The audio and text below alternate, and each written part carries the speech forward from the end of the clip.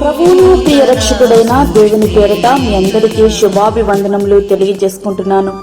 Jesus ను creation ministries ద్వారా ఏ రీతిగా ప్రతిరోజు అనుదిన ఆహారమును మీతో పంచుకోవడానికి దేవుడిస్తున్న కృపను బట్టి దేవునికి అనలేని కృతజ్ఞతలు. ప్రియ సహోదరులారా, అందరు ఎలా ఉన్నారు? బాగున్నారా? మీరందరూ కూడా బాగుండాలని ప్రతిదినం మీ అందరి కొరకు మేము ప్రార్థిస్తున్నాము. వాక్య ధ్యానంలోనికి మనం వెళ్దాము. నిర్గమకాండము 8వ అధ్యాయము 12-13 వచనములు.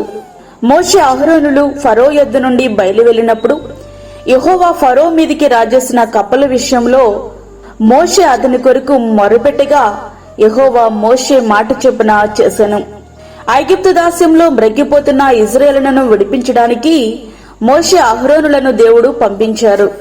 అయితే దేవుడు ముందుగానే తెలియజేశారు, ఫరో అంత తేలికగా నా ప్రజలను పంపించడని. దేవుని మాట చొప్పున ఫరో ఎదుట మోషే అహరోనులు అద్భుతాలు చేయడం మొదలుపెట్టారు. కర్రను పాముగా మార్చారు. ఐగుప్తు మాంత్రికులు కూడా అదే రీతిగా చేయగలిగారు. చివరికి అహరోను కర్ర ఆ మాంత్రికుల కర్రలను మృంగివేసింది. రెండవసారి నీటిని రక్తంగా మార్చగా ఆ మాంత్రికులు కూడా నీటిని రక్తంగా మార్చగలిగారు. మూడవసారి నదిలోని కప్పలను ఐగుప్తుల ఇండ్లలోనికి రప్పింపగా ఐగుప్తుల మాంత్రికులు కూడా అలానే చేయగలిగారు. దేశమంతా కప్పలతో నిండిపోయాయి. చివరకు పిండి పిసికే తొట్లలో కూడా కప్పలే ఉన్నాయి. అడుగు తీసి అడుగు వేస్తే కప్పలే. మోషే అహరోనుల వలె మాంత్రికులు నదిలోనున్న కప్పలను భూమి మీదకి రప్పించగలిగారు గాని వాటిని చంపడానికి గాని తిరిగి ఆ నీటిలోనికి వాటిని పంపించడానికి గాని వారికి శక్తి లేదు.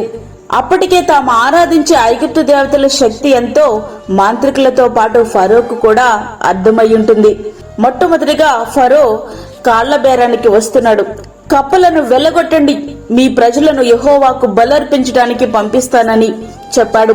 అందుకు మోషే, ఈ కప్పల శేషం ఏటిలోనే ఉండునట్లును అవి నీ మీదను నీ ఇండ్లను ఉండకుండా చంపబడినట్లును మా దేవుడైన యెహోవా వంటి వాడెవరునూ లేరు అని నీవు తెలుసుకున్నట్లుగా ప్రార్థిస్తానని యెహోవా ఫరో మీదికి రాజేసిన కప్పల విషయంలో మోషే అతని కొరకు మొరపెట్టగా యెహోవా మోషే మాట చొప్పున చేశాను గనుక ఇండ్లలోనేమి వెలుపలనేమి పొలములోనేమి కప్పలు వండకుండా చచ్చిపోయాయి.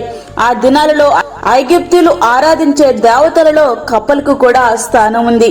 అప్పుడు యెహోవా ఆ దేవతల కంటే శక్తిమంతుడని రుజువయింది. అయితే ఫరో కూడా మన వంటి స్వభావం కలిగిన వాడే.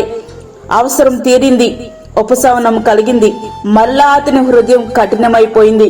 ప్రియ సహోదరుడా, వాక్యమంటున్నటువంటి ప్రియ దేవుని బిడ్డ, ఎన్నిసార్లు దేవుని సన్నిధిలో నీవు తీర్మానాలు చేసి ప్రార్థించి పొందుకున్న తర్వాత మనము తీసుకున్న తీర్మానాలే గుర్తు లేకుండా పోయిన సందర్భాలు ఎన్నో ఉన్నాయి కదూ. సృష్టికర్త సర్వాధిపతి మన ప్రార్థనలో ఆలకించి దానికి ప్రతిఫలం ఇచ్చినటువంటి సందర్భాలు అనేకం ఉన్నాయి.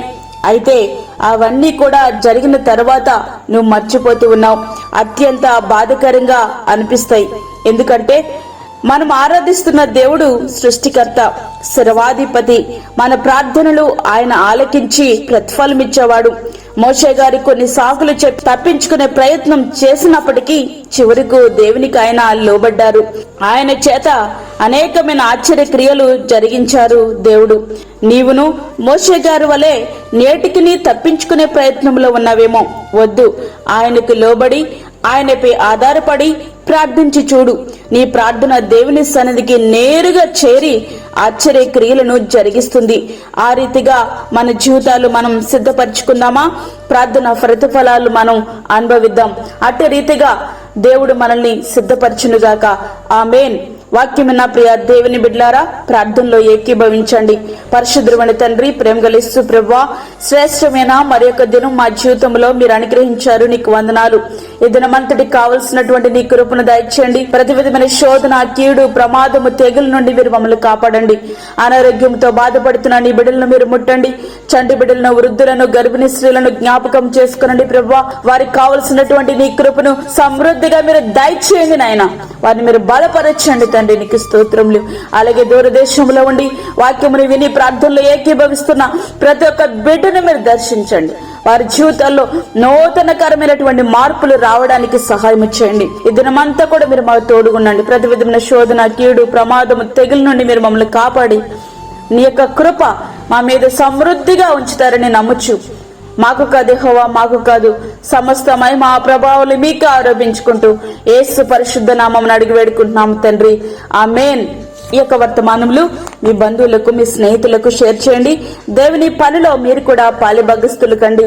అదే విధంగా మీ ప్రార్థన అవసరతలు మాకు తెలియచేయండి. మా ఫోన్ నంబర్ 9177377559.